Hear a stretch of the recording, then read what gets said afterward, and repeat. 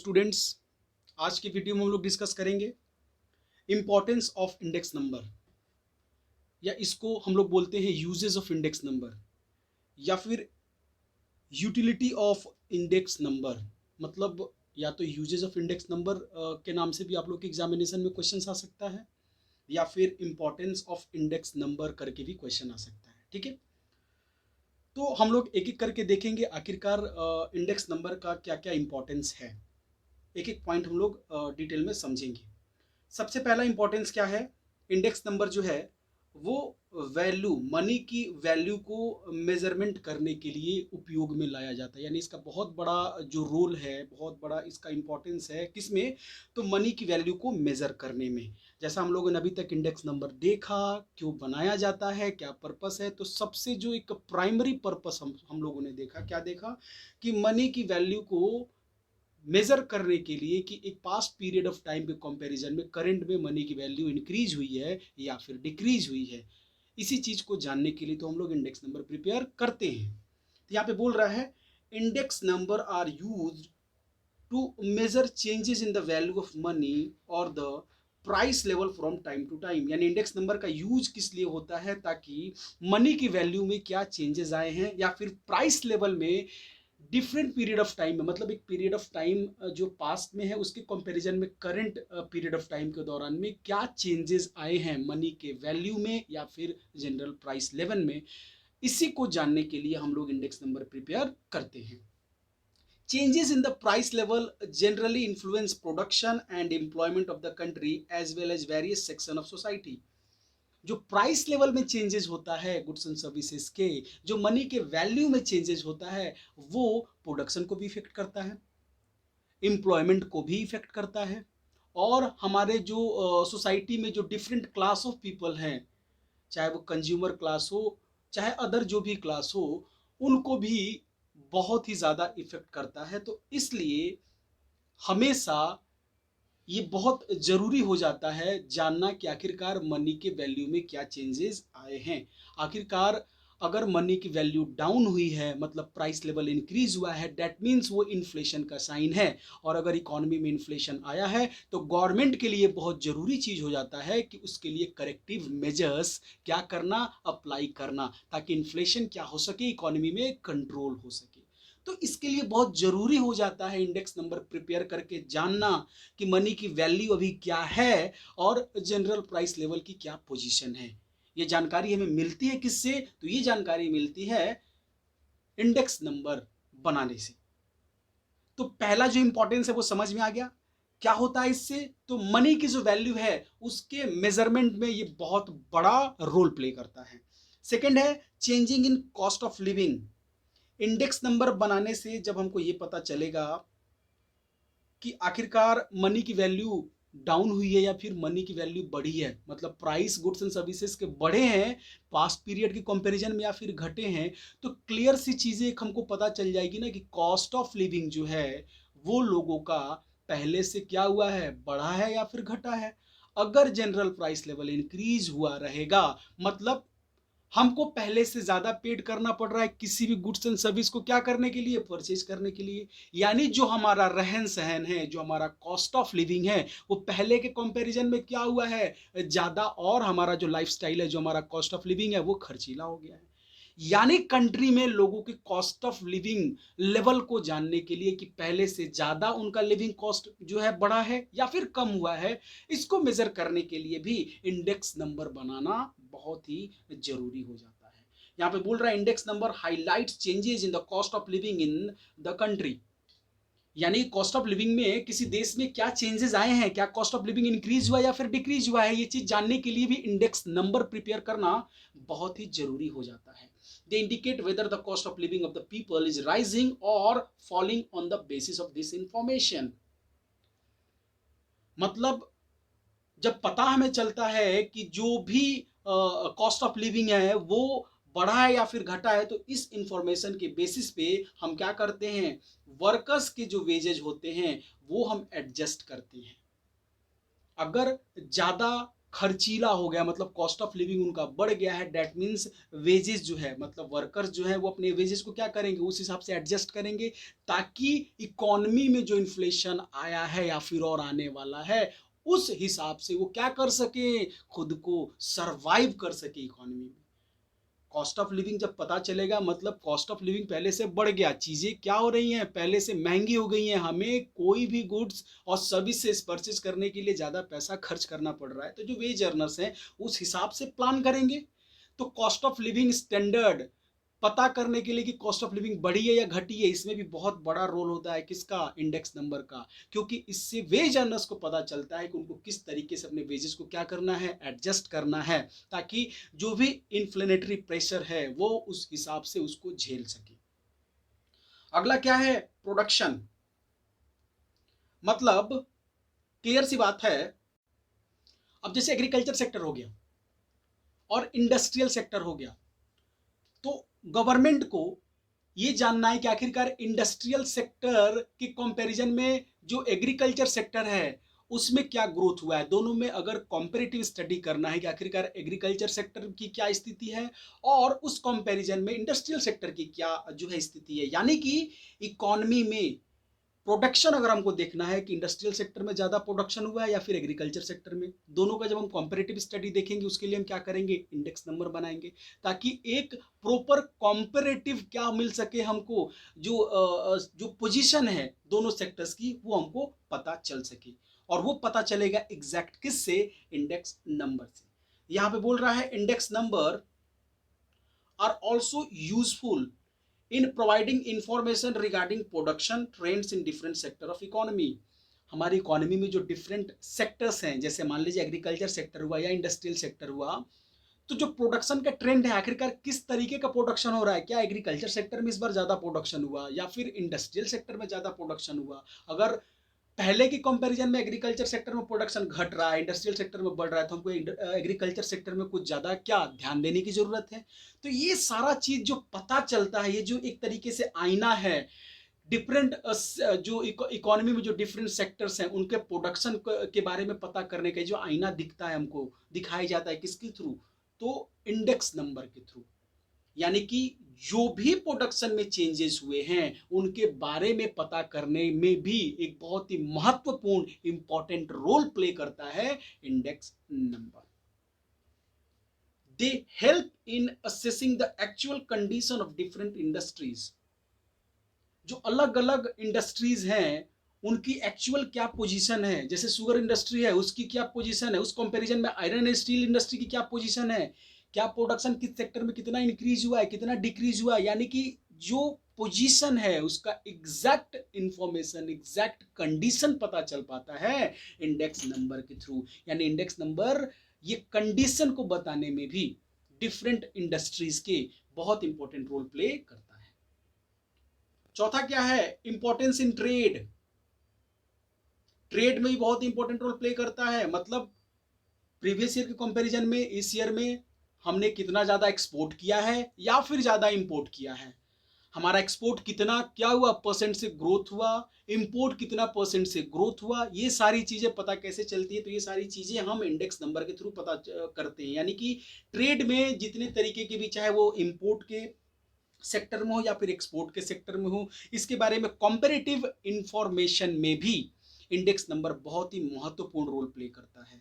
इसके अलावा balance of payment पहले की तुलना में फेवरेबल है या अनफेवरेबल है, बैलेंस ऑफ पेमेंट जो है वो कम हुआ है या ज़्यादा हुआ है, मतलब हमारा इंपोर्ट ज़्यादा हुआ, अगर एक्सपोर्ट कम हुआ that means balance of payment हमारा क्या हुआ, अनफेवरेबल हुआ।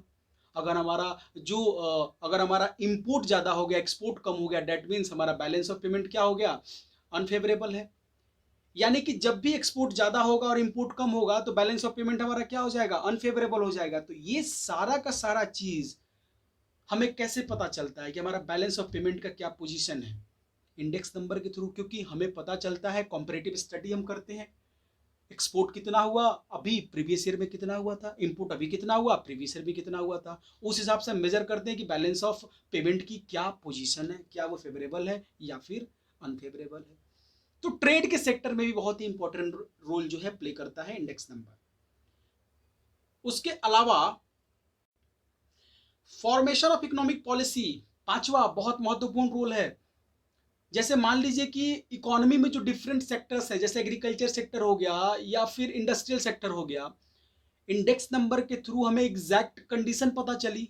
आखिरकार एग्रीकल्चर सेक्टर का जो प्रोडक्शन में ग्रोथ कितना हुआ है, उस कंपैरिजन में इंडस्ट्रियल सेक्टर में कितना ग्रोथ हुआ है।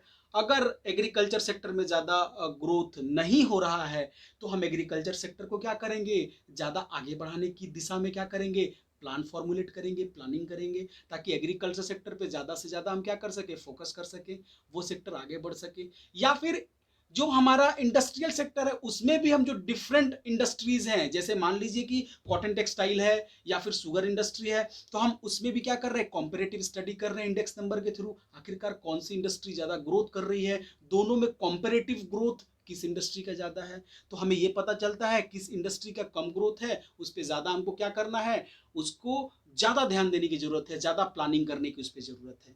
यानी कि जो भी हम इकोनॉमिक पॉलिसी बनाते हैं उसके फॉर्मेशन में भी इंडेक्स नंबर बहुत ही इंपॉर्टेंट रोल प्ले करता है। तो ये था क्या आपका इंडेक्स नंबर का इंपॉर्टेंस, उसका यूजेज, कैसे महत्वपूर्ण है इंडेक्स नंबर हमारी इकोनॉमी के लिए। तो सबसे पहला क्या था, हमारी इकोनॉमी के लिए क्यों महत्वपूर्ण है, तो इससे मनी की जो वैल्यू है इसका मेजरमेंट होता है कि मनी की वैल्यू डाउन हुई है या फिर मनी की वैल्यू बढ़ी है, यानी जनरल प्राइस लेवल बढ़ा है या फिर घटा है।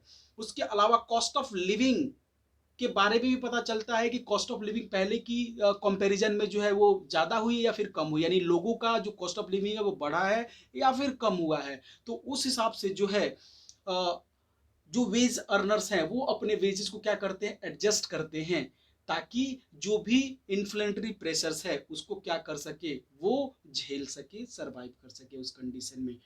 डिफरेंट सेक्टर्स ऑफ इकोनॉमी में भी प्रोडक्शन, अगर एग्रीकल्चर सेक्टर है, इंडस्ट्रियल सेक्टर है, तो उसमें क्या प्रोडक्शन में चेंजेस आए हैं, किसका कितना ग्रोथ है, किस कंपैरिजन में कौन ज्यादा आगे बढ़ रहा है, किसका प्रोडक्शन ज्यादा हुआ, किसका कम हुआ, ये चीज पता करने में भी बहुत इंपॉर्टेंट रोल प्ले करता है इंडेक्स नंबर। ट्रेड में भी बहुत ही इंपॉर्टेंट रोल प्ले करता है इंडेक्स नंबर। क्यों, क्योंकि पता चलता है कि कितना एक्सपोर्ट हुआ, कितना इंपोर्ट हुआ, पहले की कंपैरिजन में बैलेंस ऑफ पेमेंट हमारा फेवरेबल है कि अनफेवरेबल है पहले के कंपैरिजन में, यानी ट्रेड में भी बहुत ही इंपॉर्टेंट रोल प्ले करता है इंडेक्स नंबर। इकोनॉमिक पॉलिसी का बेस है इंडेक्स नंबर एक तरीके से। हम जिस भी सेक्टर में जा रहे हैं, देख रहे हैं इंडस्ट्रियल सेक्टर में अगर हम जा रहे हैं, अपनी इकोनॉमी में देख रहे हैं, तो डिफरेंट इंडस्ट्रीज है, हम क्या कर रहे हैं, उसके प्रोडक्शन का क्या कर रहे हैं, एक एनालिटिकल डेटा हमको अवेलेबल हो जा रहा है इंडेक्स नंबर के थ्रू। उस हिसाब से हम प्लान कर रहे हैं कि किस इंडस्ट्री में कहाँ हमको कितना ध्यान देने की जरूरत है। तो जो भी इकोनॉमिक पॉलिसी उसके फॉर्मेशन में भी इंपॉर्टेंट रोल प्ले करता है कौन, इंडेक्स नंबर। क्लियर है। अगला हम लोग देखेंगे कौन कौन सी डिफिकल्टीज आती हैं इंडेक्स नंबर बनाने के दौरान, यानी difficulties in construction of index number. तो सबसे पहली जो डिफिकल्टी, जो समस्या आती है वो है सिलेक्शन ऑफ बेस ईयर। हमें ऐसा बेस ईयर चूज करना होता है जो कि नॉर्मल हो, एबनॉर्मल नहीं हो। मतलब जैसे मान लीजिए कि कोई ऐसा बेस ईयर हमने चूज किया जिस ईयर में बहुत अच्छी बारिश हुई हो, जिसकी वजह से फसलें जो है बहुत अच्छी हुई हो, एग्रीकल्चरल जो प्रोडक्ट्स हैं, जो फसलें हैं अच्छी हुई है, जिससे एग्रीकल्चर प्रोडक्ट्स की जो है अच्छी खासी सप्लाई मार्केट में हुई है, प्राइसेस इससे क्या हुए, कम हुए, क्योंकि बारिश उस पर्टिकुलर ईयर में अच्छी हुई। बाकी टाइम में क्या था, बाकी टाइम में जो है फिर नॉर्मल कंडीशन थी, जिसकी वजह से प्राइसेस फिर क्या हो गए, बढ़ गए।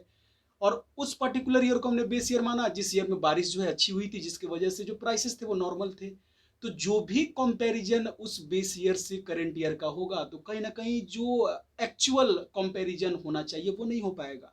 यानी ऑलवेज ये ध्यान में रखना होता है कि बेस ईयर जो है वो बेस ईयर कैसा होना चाहिए, तो नॉर्मल होना चाहिए, अब नॉर्मल नहीं होना चाहिए। यानी the first difficulty relates to the selection of the base year. The base year should be normal but is difficult to determine a truly normal year. ये बहुत ही डिफिकल्ट है ये निर्धारित करना कि आखिरकार कौन सा ईयर नॉर्मल ईयर है, क्योंकि हर साल कुछ ना कुछ, कोई ना कोई समस्याएं जो है आती ही रहती हैं, हर साल कुछ ना कुछ एबनॉर्मल एक्टिविटीज हो ही जाती है। तो ये बहुत ही बड़ी समस्या है एक परफेक्ट नॉर्मल बेस ईयर का क्या करना, सिलेक्शन करना। दूसरा जो समस्या है वो है difficulties in selection of commodities.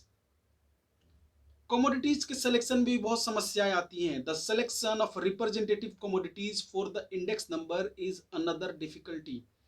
वैसी कमोडिटीज होनी चाहिए जो कमोडिटीज क्या हो, बहुत ज्यादा लोगों के द्वारा क्या होनी चाहिए, यूज होनी चाहिए, मतलब बहुत सारे लोग उन कमोडिटीज को यूज करते हो। प्रॉब्लम क्या आती है, जैसे मान लीजिए कि हम आज किसी कमोडिटीज को सेलेक्ट कर रहे हैं कि ये कमोडिटी बहुत सारे लोग यूज कर रहे हैं। हो सकता है 2 साल 4 साल 5 साल 10 साल बाद लोगों का क्या हो, टेस्ट प्रेफरेंस चेंज हो जाए, लोगों का कंजम्पशन पैटर्न चेंज हो जाए, जिसकी वजह से जो बेस ईयर जो कमोडिटीज हमने आज सेलेक्ट की हुई हैं, हो सकता है उन कमोडिटीज को कुछ सालों के बाद लोग कंज्यूम करते ही ना हो। तो ये भी बहुत बड़ी एक डिफिकल्टी होती है कि आखिरकार कौन सी कमोडिटीज को हम सेलेक्ट करें। बेस ईयर में हम जिन कमोडिटीज को सेलेक्ट कर रहे हैं, हो सकता है कि हम उससे 5 साल 8 साल 10 साल बाद कोई करंट ईयर का इंडेक्स नंबर बना रहे हैं, तो हो सकता है जो कमोडिटी बेस ईयर में हमने सेलेक्ट किया हो, अभी करंट ईयर में जो कंजम्पशन पैटर्न है लोगों का वो चेंज हो गया हो, उन कमोडिटीज को अभी लोग यूज ही नहीं करते हो। तो ये भी एक बहुत बड़ी समस्या है। आई बात समझ में? तो होता क्या है कि the consumption pattern of consumer might change and thereby make the index number useless, यानी कि हो सकता है लोगों का कंजम्पशन पैटर्न चेंज हो जाए, और ऐसा अगर होता है तो जो कमोडिटीज हम सेलेक्ट किए हुए हैं वो कहीं ना कहीं रॉन्ग एक रिप्रेजेंटेटिव हो जाएगा, और इससे जो इंडेक्स नंबर है वो हमारा यूजलेस हो जाएगा। अगला क्या है, difficulties in the collection of prices. Prices ध्यान में रखने बहुत जरूरी होते हैं कि कौन से प्राइस को हम कलेक्ट करें, सेलेक्ट कौन से प्राइस को करें, अच्छे से देख के, और जो एक्चुअल ऑथेंटिक प्राइस है वो सेलेक्ट करना होता है। और प्राइस होलसेल ले या ये रिटेल ले, ये भी बहुत ध्यान देने वाली चीज होती है। अगर मान लीजिए कि हमको अगर जो जनरल कंज्यूमर्स हैं उसके लिविंग ऑफ स्टैंडर्ड के हिसाब से बनाना है, तो हम क्या करेंगे, रिटेल प्राइस लेंगे, अदरवाइज हम होलसेल प्राइस लेंगे। तो रिटेल प्राइस का है हर जगह जो है अलग अलग कहीं ना कहीं होता है, मतलब रिटेल प्राइस ऑलवेज वेरी करता है। होलसेल प्राइस यूजुअली फिक्स रहता है, लेकिन रिटेल प्राइस वेरी करता है। तो ये भी बहुत ध्यान देने वाली बात है कि हम आखिरकार कौन सा प्राइस ले, होलसेल और रिटेल। आई बात समझ में? ये एक बहुत डिफिकल्टीज होती है कि कौन से प्राइस को हम लोग क्या करें, सेलेक्ट करें। वेट, मैंने क्या बताया था कि करेक्ट इंडेक्स नंबर में करेक्ट जो है मनी की वैल्यू का मेजरमेंट होता है वेटेज प्राइस इंडेक्स नंबर से। वेट क्यों फिक्स करते हैं, तो यहां पे देखिए बोल रहा है, another important difficulty that arises in preparing the index number is that of assigning proper weight to different items। हम हर आइटम पे किस तरीके से वेट फिक्स कर रहे हैं, कोई ऐसा फॉर्मूला नहीं है। There are no hard and fast rules to weight for the commodities according to their relative importance. कोई हार्ड एंड फास्ट रूल नहीं है, कोई ऐसा रूल नहीं है, मैथमेटिकल फॉर्मूला नहीं है जिससे कि हम क्या करते हैं, वेट फिक्स करते हैं। ये पर्सनल जजमेंट की चीजें होती हैं। मतलब ये पर्सनल जजमेंट जो जो इंडेक्स नंबर जो पर्सन बना रहा है, ठीक है, उस हिसाब से वो पर्सनल जजमेंट करके क्या करेगा, वो वेट फिक्स करेगा। तो जब वो अपने पर्सनल जजमेंट से फिक्स करेगा तो हो सकता है कि वो बायस्ड हो, उसके नजर में हो सकता है चावल का ज्यादा इंपॉर्टेंस हो लोगों के नजर में, तो चावल को ज्यादा वेट दे दे। लेकिन ऐसा जनरल इन प्रैक्टिकल लाइफ में ना हो सकता है कि लोगों द्वारा चावल ज्यादा यूज न करके और वीट ज्यादा यूज किया जा रहा हो। तो ये वेट जो फिक्स किया जाता है ये पर्सनल बेसिस पे, पर्सनल जजमेंट के बेसिस पे किया जाता है। तो बहुत एक पॉसिबिलिटी रहती है कि कहीं ना कहीं बायसनेस इसमें आ जाए। तो ये एक समस्या रहती है कि हम आखिरकार वेट किस तरीके से असाइन करें। उसके बाद से अगला जो डिफिकल्टी है, सिलेक्शन ऑफ एवरेज। बहुत सारे मेथड्स इसमें होते हैं, जैसे कि अर्थमेटिक मीन भी होता है, ज्योमेट्रिक मीन भी होता है, मीन मीडियन मोड के थ्रू भी निकाल सकते हैं। मतलब डिफरेंट एवरेजेस हैं, उनमें हम किस तरीके से कौन से एवरेज का यूज करेंगे, क्योंकि हर तरीके का हर फॉर्मूले का यूज करेंगे तो कुछ ना कुछ क्या आएगा, अलग रिजल्ट आएगा। तो हमको बहुत ही सावधानी के साथ एवरेज का क्या करना होता है, सिलेक्शन करना होता है। क्लियर है? अगला क्या है, तो अगला है प्रॉब्लम ऑफ डायनेमिक चेंजेस। आजकल का जो हमारा इन्वायरमेंट है काफी जो है तेजी से चेंज हो रहा है, टेक्नोलॉजीज जो है नई नई आ रही है, जिसकी वजह से जो आज कमोडिटी हम यूज कर रहे हैं, जो आज गुड्स हम यूज कर रहे हैं, हो सकता है कि 1-2 साल बाद वो क्या हो जाए, वो पुरानी हो जाए। तो हम पुराने गुड्स को छोड़ के हमेशा क्या करते हैं, नए नए गुड्स को कंज्यूम करते हैं, परचेज करते हैं। तो जो इंडेक्स नंबर में आज कमोडिटी है, हो सकता है 2 साल 4 साल बाद वो कमोडिटी न रहे। तो ये भी एक बहुत बड़ी समस्या है। बोल रहा है in the present time change in the nature of commodity are taking place continuously over time due to technical changes. मतलब कमोडिटीज में चेंजेस हो रहे हैं क्योंकि हमेशा टेक्नोलॉजिकल चेंजेस आ रहे हैं, टेक्नोलॉजी में चेंज हो रहा है, जिसकी वजह से नई नई कमोडिटीज आ रही हैं, कमोडिटीज में चेंज हो रहा है और कंज्यूमर कस्टमर पुरानी कमोडिटीज को छोड़ करके नई कमोडिटीज को क्या कर रहा है, यूज कर रहा है। वो यहाँ पे बोल रहा है new commodities introduce people start consuming them in place of old ones. तो यानी कि जब भी कमोडिटीज में चेंजेस आएगा, इसके वजह से जो नई कमोडिटीज हैं, new commodities are not entered into the list of commodities in preparing the index number. हम चूंकि बेस ईयर को मानते हैं, जो कि बहुत ही 8 साल 10 साल पुराना एक बेस ईयर होता है, हम करंट ईयर में बनाते हैं, तो कमोडिटीज चेंज हो गई हैं। हो सकता है 10 साल पहले वो कमोडिटीज नहीं आई हो मार्केट में, अभी नहीं आ गई हैं, अभी ज़्यादा लोग इसको यूज कर रहे हैं। चूंकि बेस ईयर में वो सारी कमोडिटीज इंटर्न नहीं है, इसके वजह से जो इंडेक्स नंबर बनता है वो ओल्ड कमोडिटी के बेस पर बनता है, जो कि कहीं ना कहीं यूजलेस होता है। तो ये एक बहुत बड़ी डिफिकल्टी है कि चेंजेस हो रहे हैं अभी हमारे इन्वायरमेंट में, डायनेमिक चेंजेस हो रहे हैं, जिसकी वजह से कहीं ना कहीं कमोडिटीज जो हैं वो हम अच्छे से सेलेक्ट नहीं कर पा रहे हैं। आई बात समझ में? तो हमने देखा क्या कि क्या क्या आखिरकार डिफिकल्टीज फेस करनी पड़ रही है। बेस ईयर हमको नॉर्मल लेना है, लेकिन ये समस्या आती है कि किस बेस ईयर को हम नॉर्मल माने। कुछ ना कुछ एबनॉर्मल एक्टिविटीज तो हर साल होती है। कमोडिटीज हम आखिरकार कौन कौन से कमोडिटीज, जो हम ग्रुप ऑफ कमोडिटीज हैं उनको सेलेक्ट करें, जो कि बहुत सारे लोग जिनको यूज करते हों। लोगों का कंजम्पशन पैटर्न चेंज हो रहा है, आज जो लोग कमोडिटी यूज कर रहे हैं हो सकता है 10 साल बाद उनका कंजम्पशन पैटर्न चेंज हो जाए। तो बहुत ही बड़ा एक समस्या रहता है कि कौन से कमोडिटीज को हम क्या करें, सेलेक्ट करें। प्राइस कौन सा ले, होलसेल प्राइस ले या फिर रिटेल प्राइस ले, ये भी एक बहुत बड़ी समस्या होती है। वेट का फिक्सेशन हम किस बेसिस पर करें, कोई भी साइंटिफिक बेसिस नहीं होता है, कोई भी फॉर्मूला ऐसा नहीं होता है, पर्सनल जजमेंट पे फिक्स किया जा सकता है। तो हो सकता है इसमें बायसनेस आ जाए, ये भी एक समस्या होती है। एवरेज का सिलेक्शन हम क्या करें, बहुत सारे averages, arithmetic mean, geometric mean, mean median mode, बहुत सारे हैं। हम अलग तरीके से यूज करेंगे, अलग रिजल्ट आएगा। तो बहुत ही सावधानी के साथ यूज करना होता है एवरेज के फॉर्मूला को। और कमोडिटीज चेंज हो रहे हैं, इन्वायरमेंट चेंज हो रहा है, नई टेक्नोलॉजी आ रही है, नई कमोडिटीज आ रही हैं पुरानी कमोडिटीज के जगह पे, इसके वजह से इंडेक्स नंबर कहीं ना कहीं यूजलेस हो जाता है। तो ये सारी जो है डिफिकल्टीज थी इंडेक्स नंबर को बनाने के दौरान।